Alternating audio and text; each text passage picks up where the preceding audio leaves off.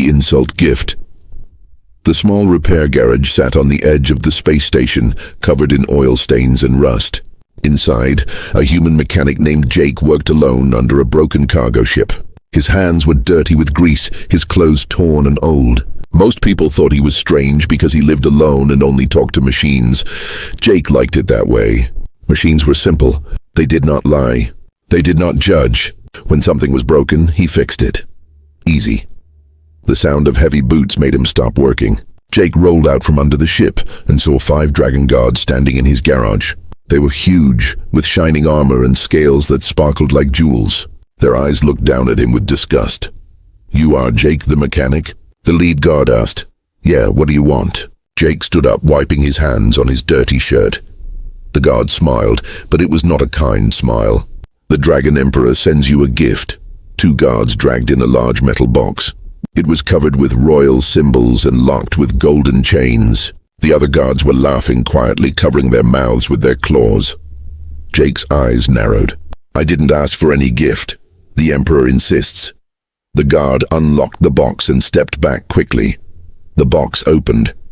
Inside sat a dragon girl. She was thin and had dark red scales that looked dull, not shiny like the guards. A long scar ran across her face. One of her horns was broken in half. Her eyes were different colors, one gold, one green. She wore simple clothes, not the fancy robes other dragon royals wore. The guards burst into loud laughter.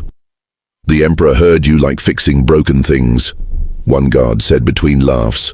"So he sent you his most broken daughter. She is so ugly, even beggars refuse to marry her." Another guard shouted. The dragon girl did not cry.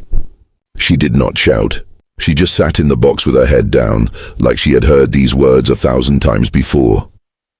Jake felt anger rise in his chest. He hated bullies. "Get out," Jake said quietly. The guards stopped laughing. "What?" "I said get out of my garage." Jake's voice was calm but hard as steel. The lead guard stepped forward. "You cannot speak to us like, this is my garage, get out." Jake picked up a heavy plasma wrench. "Now." The guards looked at each other. They were warriors, yes, but killing a random human would cause political problems. The lead guard spit on the floor. "Enjoy your ugly bride, human." They walked out, still laughing. When the door closed, Jake threw the wrench across the room. It hit the wall with a loud crash. He took 3 deep breaths to calm down, then looked at the girl still sitting in the box. "You can get out now." "They're gone." She slowly climbed out. Standing up, she was tall. Taller than Jake by a full head. She kept her eyes on the floor. "I know what I am," she said softly. "You can send me back." "I understand." Jake walked closer and really looked at her. The scar on her face was old, but deep. A warrior's scar. Her broken horn had rough edges, like it had been snapped by something powerful. Her hands had calluses. Working hands, not soft royal hands. "That scar." Jake pointed at her face. "How did you get it?" She touched it without thinking. "My younger brother was attacked by a space beast. I jumped between them. The beast's claw. It missed my brother." "And your horn?" "A building was falling on children in the lower city. I held it up until they escaped. The weight broke it." Jake nodded slowly. "Can you lift heavy things?" She looked confused. "Yes, dragons are strong." Jake pointed at a massive engine core in the corner. It weighed at least 500 pounds. "I've been trying to move that for 2 weeks. My back can't take it." She walked over and lifted it with one hand like it was a feather. "Where do you want it?" "Next to the workbench." Jake smiled for the first time. "What's your name?" "Sarah." "Well, Sarah, I'm Jake." He handed her a wrench. "I don't care what those idiots think. You're not broken. You're exactly what I need." Sarah stared at the wrench in her hand. Her mismatched eyes filled with tears, but she blinked them away quickly. You really want me to stay?" "If you want to." "Can't pay much, but the work is honest and I don't judge based on looks." Jake went back under the ship. "Hand me that wrench when I ask, okay?" For the first time in years, Sarah smiled. Outside the garage, hidden in shadows, 2 royal guards watched through the window. "Should we report this to the Emperor?" "Yes, when he hears the human actually kept her." The guard's smile was cruel. "There will be trouble." 3 days passed since Sarah arrived at the garage. Jake taught her how to use different tools. She learned fast. Her strong dragon hands could bend metal that Jake needed machines for. Together they fixed ships twice as fast as before. But Jake noticed something. Every morning Sarah woke up before him. She cleaned the entire garage, cooked breakfast, and organized all the tools. She worked until her hands shook from tiredness. "Sarah, you don't have to do all that," Jake said one morning. "I must earn my place here," she replied quickly. "If I'm not useful, you'll send me away." Jake put down his coffee.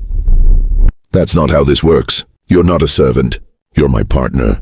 Sarah looked at him with confusion. "Partner?" "Yeah, we work together, equal, 50-50. Jake pointed at the breakfast she made. "And you're a terrible cook." "Those eggs are burned." Sarah's eyes went wide with fear. "I'm sorry. I'll do better." Jake laughed. "I'm joking, relax. Here, I'll cook tomorrow. You'll see I'm worse." For the first time, Sarah laughed too. It was a small, quiet laugh, but it was real. That afternoon, everything changed. An expensive silver ship landed outside the garage. Jake recognized the royal symbols. 3 young dragons stepped out, wearing fancy robes covered in gold. They were princes, the emperor's sons. "Is this the place?" one prince asked, looking at the dirty garage with disgust. "Yes, brother. This is where our sister lives now." The tallest prince smiled cruelly. They walked inside without knocking. Jake was under a ship and Sarah was carrying a heavy fuel tank. Well, the ugly one actually found work," the tallest prince said loudly. Sarah dropped the fuel tank. It hit the ground with a crash. Her whole body went stiff. Jake rolled out from under the ship. "Can I help you?" The 3 princes looked at Jake like he was an insect. "We came to see if the rumors were true," the second prince said. "Our father sent her as a joke, but you actually kept her." "She's not a her. Her name is Sarah." Jake stood up. "And yes, she works here. Best assistant I ever had." The princes burst into laughter. "Assistant? This ugly creature?" The third prince walked around Sarah, looking at her scars. "Look at her face. Look at that broken horn. Even beggars have more beauty." Sarah's hands became fists, but she said nothing. Her eyes stared at the floor. Jake felt his anger rising again, but he stayed calm. "Beauty? Let me tell you something about beauty." He walked over to a complicated engine he and Sarah had fixed yesterday. It was old and rusty on the outside. "This engine looks ugly, right?" "Old, broken, useless." Jake pressed a button. The engine started with a perfect hum, glowing with blue energy. "But inside, it's the most beautiful piece of machinery I've ever seen. It'll run for 100 years now." He turned to face the princes. "Sarah has more worth in one finger than you 3 combined. Those scars, each one is a story of someone she saved. That broken horn, she broke it protecting children. What have you done except wear fancy clothes?" The princes' faces turned red with anger. "You dare insult royal blood?" The tallest prince stepped forward. "I insult bullies," Jake said. "Royal or not." The tallest prince raised his hand. Fire began to glow around his claws. "I should burn you right here." Suddenly, Sarah stepped between them. "No." Her voice was different now, stronger. Her mismatched eyes locked onto her brother's face. "You won't touch him," she said quietly. The prince laughed. "What will you do? You're the weak one." The embarrassment. "Father sent you away because you're worthless." "If I'm worthless?" Sarah's voice was still quiet but hard as stone. "Then leave. Go back to your palace. Leave us alone." The 3 princes looked at each other. Something in Sarah's eyes made them uncomfortable. They had never seen her stand up before. "This isn't over," the tallest prince said. "Father will hear about this. About both of you." They turned and walked out. Their silver ship flew away, leaving smoke and dust. When they were gone, Sarah's strong face broke. She sat down on the floor, her whole body shaking. "I'm sorry," she whispered. "I brought trouble to you. They'll tell the emperor. He'll be angry." Jake sat down next to her. "Let him be angry. I meant what I said. You're worth more than all of them. But you don't understand. In dragon culture, if someone disrespects the royal family..." Sarah looked at Jake with worried eyes. "They can challenge you. They can take everything. They might even..." A loud beep interrupted her. Jake's communication screen turned on. A message appeared in glowing red letters. "Official notice from the Dragon Emperor's court. The Emperor demands the return of Sarah, daughter of the Dragon Throne. She is to be brought before the Emperor in 3 days for official punishment. Any who resist will face justice." Sarah's face went pale. Punishment. He's going to punish me for embarrassing him. What kind of punishment? He'll force me to marry someone. Someone cruel. Someone who will lock me away forever. Tears rolled down her scarred face. I knew this happiness couldn't last. Jake stood up. His mind was working fast. There has to be a way out. There isn't. When the Emperor commands, everyone obeys. Jake started searching through his computer files. Old laws, ancient rules. There had to be something. What are you doing? Sarah asked, looking for a loophole. Every system has one. Jake's fingers moved quickly across the keyboard. Hours passed. Sarah fell asleep on the garage floor, exhausted from crying. Jake kept searching. Then at 3 a.m. he found it. An old law, very old, from when dragons and humans first met. Any claimed individual may challenge for their freedom through a trial of worth. If the challenger can complete an impossible task set by the Emperor, freedom is granted. Jake smiled. He had his answer. When morning came, Sarah woke up to find Jake still at the computer. His eyes were red from no sleep, but he was grinning. I found a way, he said. What way? I'm going to challenge the Emperor. Sarah jumped up. What? No. Jake, that's suicide. The trials are designed to be impossible. Good thing I specialize in fixing impossible things. Jake showed her the screen. We have 3 days. Let's get to work. Outside, hidden in the morning shadows, the same 2 royal guards watched and listened. One guard whispered into a communication device. Sir, the human plans to challenge the Emperor. Should we stop him? A voice came back, cold and amused. No, let him try. The Emperor's trials have killed better warriors than him. This will be entertaining. Jake and Sarah stood outside the Dragon Emperor's palace. The building was massive, made of gold and crystal that reached up into the clouds. Hundreds of dragons in armor guarded every entrance. Their eyes watched Jake and Sarah with curiosity and suspicion. Last chance to turn back, Sarah whispered. Her voice was shaking. Not happening, Jake replied. He carried a small metal case with his tools inside. They walked through the giant doors. Inside, the throne room was filled with dragons. Rich nobles in silk robes, powerful generals covered in battle scars. All of them turned to stare at the human and the ugly princess. Whispers filled the room. That's her. The broken one. Why is a human here? This should be interesting.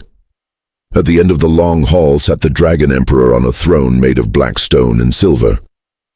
He was enormous, 3 times the size of normal dragons. His scales were deep purple and shimmered like stars. His eyes glowed red as he watched Jake approach. Next to the throne stood Sarah's 3 brothers, all smiling cruelly. So, the Emperor's voice boomed like thunder. The human mechanic who thinks he can keep my daughter. Jake stopped 10 feet from the throne. He did not bow. I'm here to invoke the trial of worth. The entire room gasped. Even the Emperor looked surprised for a moment. You know what you ask? The Emperor leaned forward. The trial of worth has killed every human who attempted it. Crushed their bodies. Broke their minds. I know the law, Jake said calmly. If I complete your task, Sarah goes free. She can choose her own life. The Emperor's eyes narrowed. He looked at Sarah, who stood behind Jake with her head down. You would risk death for her? For this broken thing? She's not broken. Jake's voice was steady and strong. She's the strongest person I've ever met. Some dragons in the crowd murmured in surprise. No one had ever called Sarah strong before. The Emperor stood up from his throne. He walked down the steps slowly, each footstep echoing in the silent room. He stopped right in front of Jake, looking down at the small human. Very well. I will give you a task. The Emperor's smile was cruel. In my royal hangar there is a ship, the Celestial Dragon. It was my father's warship and his father's before him. It has been broken for 100 years. 50 mechanics tried to fix it. All failed. The Emperor walked back to his throne. You have 3 days. Fix the Celestial Dragon. Make it fly again. Do this and my daughter is free. And if I fail? Jake asked. Then you die, and Sarah will marry Prince Mordak of the Northern Dragons. The Emperor gestured to a corner of the room. A massive dragon stepped forward. Prince Mordak was covered in scars, but not brave scars like Sarah's. These were cruel scars from torture and violence. His eyes were cold and dead. I have wanted a wife to break for many years, Mordak said, his voice like grinding stones. The ugly princess will do perfectly. Sarah's whole body shook with fear. Jake saw her reaction and felt rage burn in his chest. "I'll fix your ship," Jake said. "Where is it?" The Emperor clapped his claws together. "Guards, show them to the hangar, and make sure they don't leave. I want to watch them fail." The royal hangar was underground, deeper than any basement. When the guards opened the doors, Jake and Sarah saw the celestial dragon ship. It was beautiful and terrible at the same time. The ship was shaped like a real dragon, with wings made of crystal and metal, but it was covered in rust and cracks. Pieces were missing. The engines were dark and dead. 3 days, one guard said with a mean smile. "Good luck, human. You'll need it." The guards locked them inside. Sarah ran to Jake. "This is impossible. Look at it, the ship is destroyed." Jake walked around the ship slowly, studying every detail. He opened his tool case and pulled out a scanner. "Nothing is impossible," he said quietly. "Just difficult." For the next 12 hours, Jake scanned every inch of the ship. He took notes, drew diagrams. Sarah watched him work, not understanding how he stayed so calm. "Jake, even if we work without sleep, we can't fix all of this in 3 days." Jake finally looked at her and smiled. "Who said anything about fixing it the normal way?" "What do you mean?" "Sarah, your father said I have to make it fly." "He didn't say how." Jake's eyes sparkled with an idea. "We're not going to fix this ship. We're going to rebuild it, make it better than it ever was. But how? I need you to trust me. Can you do that?" Sarah looked into Jake's eyes. She saw no fear there, only determination and something else, something that made her heart beat faster. "I trust you," she said. "Good. Now lift that engine panel. We have work to do." They worked through the first night. Jake redesigned the power system, while Sarah used her dragon strength to reshape metal and move heavy parts. They worked through the second day. Sarah learned how to weld and connect wires. Jake showed her how machines think, how energy flows. But on the second night, something bad happened. Sarah woke up to a strange sound. She found Jake staring at the main engine with a broken expression. "What's wrong?" "Someone sabotaged our work," Jake said quietly. "Look," he showed her the main power core. Someone had poured acid inside it. The damage was terrible. "My brothers," Sarah whispered. "They must have bribed the guards to let them in." Jake checked his timepiece. "We have 18 hours left. Not enough time to fix this." For the first time, Sarah saw Jake look defeated. He sat down on the cold floor, his head in his hands. "I'm sorry," Sarah said, tears in her eyes. "I'm sorry I brought this on you. You're going to die because of me." "No." Jake stood up suddenly. "No, I'm not giving up. There's always another way." "What way?" "The core is destroyed." Jake started pulling apart other sections of the ship, searching frantically. "Dragon ships use crystal cores for power, right?" "Yes, but we don't have a crystal core. They're worth millions." Jake stopped and turned to look at Sarah. Really look at her. "Sarah, dragon biology. Your scales, your fire, your strength. It all comes from energy, right? Natural power that flows through your body." "Yes, but I don't understand. What if we don't need a crystal core?" Jake's mind was racing. "What if we use you? Your energy. Dragons used to power old ships with their own life force. It's in the ancient texts." Sarah stepped back. "That's dangerous. If I connect to the ship and something goes wrong, the energy feedback could kill me. I won't let that happen." Jake walked to her and took her hands. "I know this is crazy. I know I'm asking too much, but do you trust me?" Sarah looked at their joined hands, his human hands so small and soft, her dragon hands scarred and strong. Different, but somehow they fit together perfectly. "I trust you," she said again. They worked through the final night with new purpose. Jake redesigned the entire power system around Sarah. He built safety controls and emergency shutoffs. Every wire, every connection had to be perfect. Outside the hangar, dawn broke. The third day had arrived. 1 hour left, Sarah said. "Almost done." Jake connected the last wire. "There, now we test it. And if it doesn't work?" Jake smiled at her. "Then at least we tried together." The hangar doors suddenly opened. The Emperor walked in with his 3 sons and a crowd of nobles. Prince Mordak stood behind them, grinning. "Time is up, human," the Emperor announced. "Show me this ship that flies or prepare to die." Jake looked at the ship, then at Sarah. She nodded.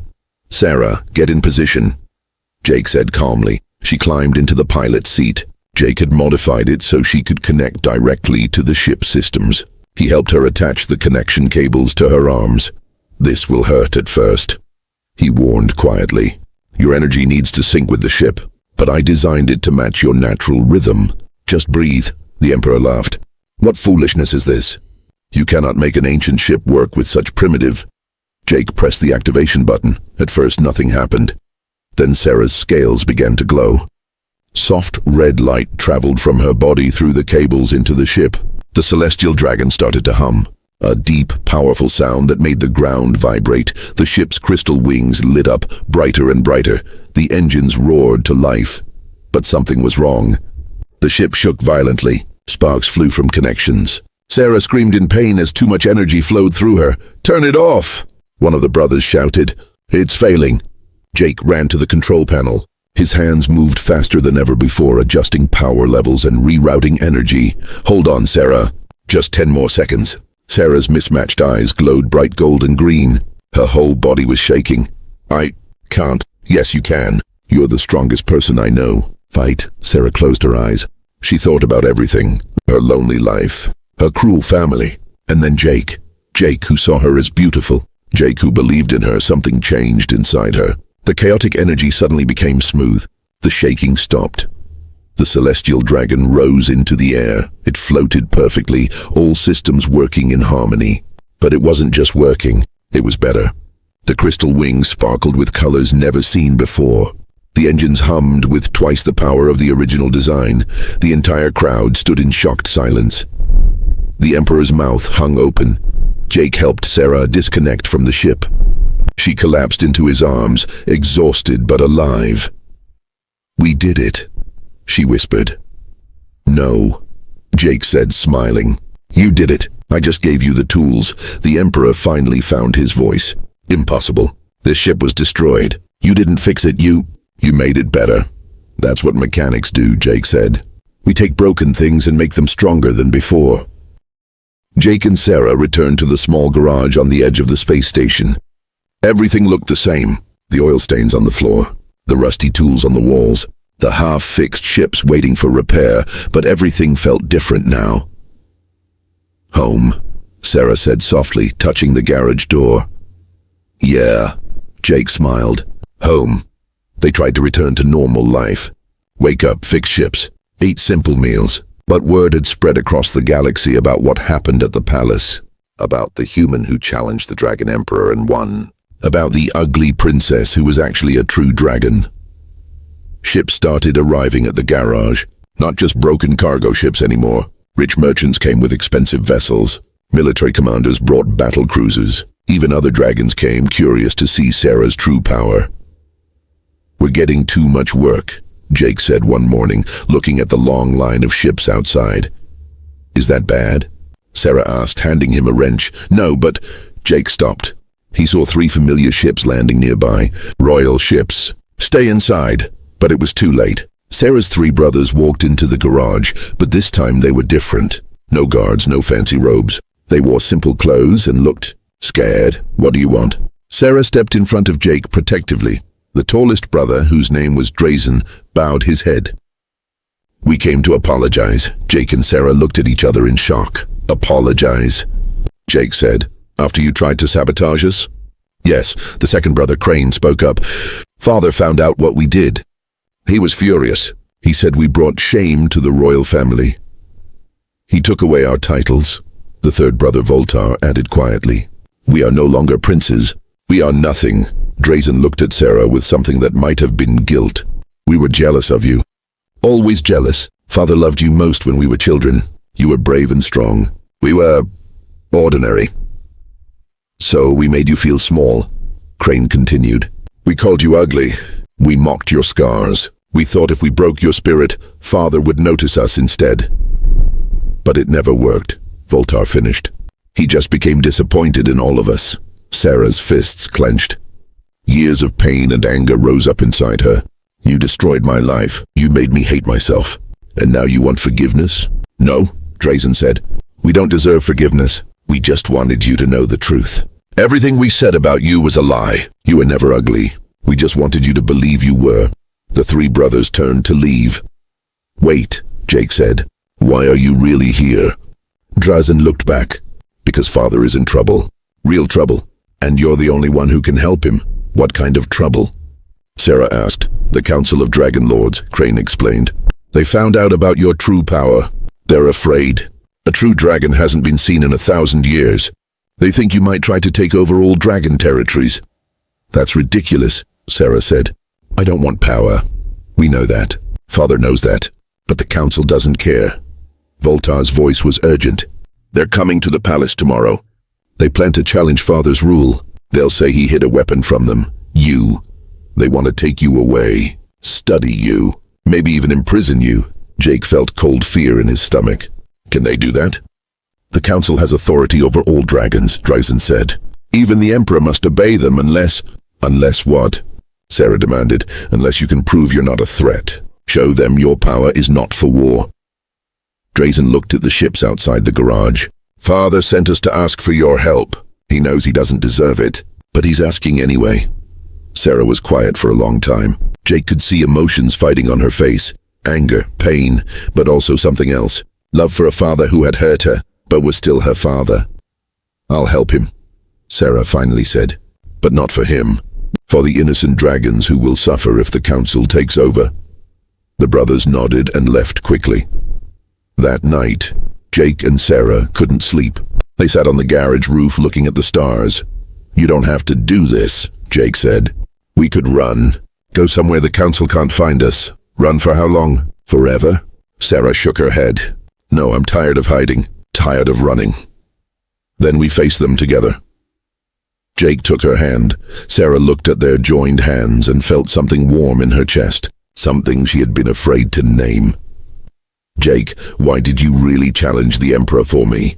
"You could have died." Jake was quiet for a moment. "You want the truth?" "Always." "Because when I look at you, I don't see scars or broken horns or mismatched eyes. I see someone brave, someone kind, someone who breaks her own bones to save children." Jake turned to face her. "I see someone beautiful, and I couldn't let them take you away." Sarah's eyes filled with tears. "No one ever called me beautiful before, not once in my whole life. Then everyone else is blind." Sarah leaned forward and pressed her forehead against Jake's.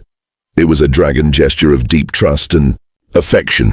"If we survive tomorrow," she whispered, "I need to tell you something important." "Tell me now," Jake said. "Dragons mate for life. When we choose someone, it's forever. No going back." Sarah pulled away to look into his eyes. "I'm choosing you, Jake, for life. If you'll have me," Jake smiled. "I chose you the moment you stepped out of that box. I just didn't know how to say it." They sat together under the stars, holding each other, knowing that tomorrow might be their last day. The next morning, they flew to the palace in a small ship. When they arrived, hundreds of dragons were already there. But these were different from the nobles and guards. These were the Council of Dragon Lords. There were 12 of them. Ancient dragons, each 1,000 years old or more. Their scales were pale with age, but their eyes burned with power and intelligence. They sat in a circle around the Emperor's throne. The Emperor himself looked smaller somehow. Tired. Older. When Jake and Sarah entered, every dragon turned to look at them.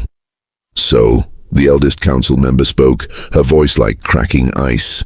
"The true dragon appears. We have not seen your kind since the Great War. We thought your bloodline was extinct." "I'm just a mechanic's assistant," Sarah said simply. "I fix ships. I don't want war." "What you want is irrelevant," another council member said. "Your power is a threat to the balance. You could destroy entire fleets with your strength, conquer planets, make yourself empress of all dragons." "But I won't," Sarah insisted. "Prove it," the eldest said. "Show us your power. Let us see what we face." Sarah looked at Jake. He nodded encouragement. She stepped forward and closed her eyes. Her scales began to glow, brighter and brighter. Energy crackled around her body. The ground shook. Windows rattled. The council members stood up, ready to defend themselves. Then Sarah opened her eyes and the energy softened, changed. It flowed out of her in gentle waves.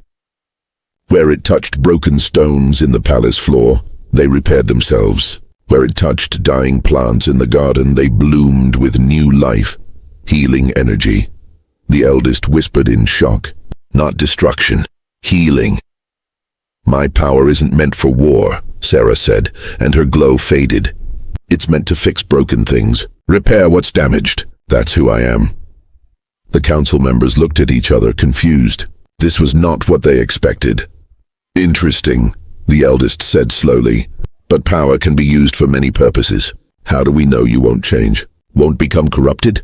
Because she has me, Jake stepped forward. I know I'm just a human. I'm not strong or special. But I see her every day, the real her. And if she ever starts to lose herself, I'll remind her who she is. One council member laughed. And what can a human do against a true dragon?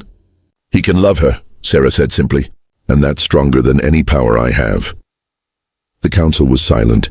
Then the eldest did something unexpected. She smiled. You know, 1,000 years ago, I met the last true dragon. His name was Valter. He was my mate. Her old eyes grew sad. He was corrupted by his power, became a tyrant. I had to help destroy him to save our people. It broke my heart. She walked closer to Sarah and Jake, but Valter had no anchor, no one to remind him of his heart. You have this human, this Jake. Perhaps that makes all the difference. The eldest turned to face the other council members. I say she is no threat. She is what we need. A healer, a builder. In these dark times, that is more valuable than a warrior. I agree, said another council member. And I, said another. One by one, all 12 voted. Sarah was declared safe, free to live her life. The council prepared to leave. But before they went, the eldest approached the emperor. You are a fool, she told him. You had a treasure and called it trash. You had the strongest child and made her believe she was the weakest. The eldest's voice was cold. But you learned. That is something. Do better, Emperor. The Emperor bowed his head. I will. When everyone left, only Jake, Sarah, and the Emperor remained in the throne room. Thank you for coming, the Emperor said to Sarah. I know I don't deserve your help. You don't, Sarah agreed. But I didn't do it for you. The Emperor nodded slowly. I want to explain why I treated you the way I did. I don't need explanations. Please, let me speak. The Emperor's voice cracked with emotion. When you were born, the royal doctors told me you were a true dragon. They said your power would be unstoppable, and I was afraid. He sat down on his throne heavily. I remembered the stories. Valtor the Destroyer, Morgana the Blood Queen, every true dragon in history became a monster. So I tried to keep you weak, make you small. I thought if you never discovered your power, you could never be corrupted by it. Tears rolled down the Emperor's scaled face. I was protecting the world from you, but I didn't realize I was destroying you in the process. I'm sorry, daughter. I'm so sorry. Sarah felt her own tears coming. You should have trusted me. You should have loved me. I know. I failed as a father. But watching you with this human, seeing how you chose healing over destruction. The Emperor looked at Jake. He gave you what I couldn't, a reason to stay good, love. Jake cleared his throat awkwardly. Sir, Your Majesty Emperor, I just want to say, I'm going to take care of her, forever. I know you will. The Emperor stood and walked to them. Sarah, I can't change the past, but I want to try for a future, not as Emperor to subject, as father to daughter. If you'll let me. Sarah was quiet for a long moment. Then she nodded. We can try, but it will take time. I have time, the Emperor said. All the time you need. As Jake and Sarah left the palace for the second time, they felt lighter, freer. So, Jake said as they walked, you told the council I'm your anchor, your heart. What does that mean exactly in dragon culture? Sarah blushed, her scales turning darker red. It means we're married, basically, forever. Jake stopped walking. Wait, what? I told you last night. Dragons made for life. I chose you. You said you chose me. In front of witnesses. In dragon law, that's marriage. Jake started laughing. So I'm married? To a dragon princess? And I didn't even get a ceremony. Is that okay? Sarah looked worried. Jake pulled her close. It's more than okay. It's perfect. They walked back to their ship together, ready to return to their simple garage and their simple life. But above them, watching from a hidden ship in the clouds. Someone else was watching. Someone angry. Prince Mordak gripped his communication device. "Did you record everything?" "Yes, my lord," a voice answered. "Every word. Good." Mordak's eyes glowed red. "They made a fool of me, embarrassed me, made me look weak." His claws cracked the device. "I will have my revenge. I will hurt them in ways they never imagined." His ship disappeared into the clouds, heading for the dark territories beyond the Dragon Empire, heading for allies who would help him destroy the mechanic and the true dragon.